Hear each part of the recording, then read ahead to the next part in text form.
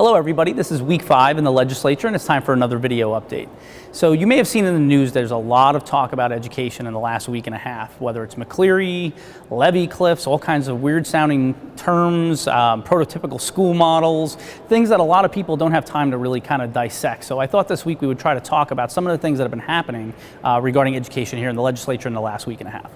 So regarding the levy cliff was put into place during the Great Recession. It enabled school districts to raise their local levies to a 28% or a 24% cap to help fund things in their districts when the state cut back funding due to the recession.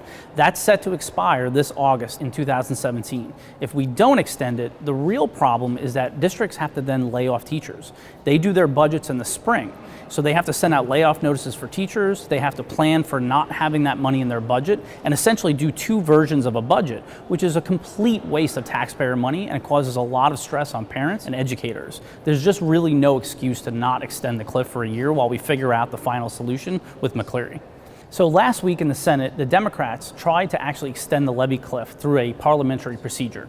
It didn't work out, but we're trying to fight for our families and our school districts. There's very, very real implications if we don't extend the levy cliff to our school districts.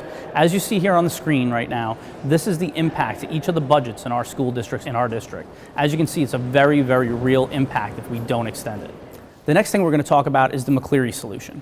As you know, we have to fix this year to fully fund the education of our children. It's the #1 job of the legislature, and it's why you sent us down here this year to do it. I'm hopeful that the two sides will actually come together and we can get in a room and hash this out. I don't think that it's impossible to solve this. Everybody just needs to compromise, and I'm really hopeful that we can do this before April 23rd and get out on time, because that's what the people like you expect. So that's really what I'm focused on right now, and I'm looking forward to speaking to you again in week 6. Thank you very much.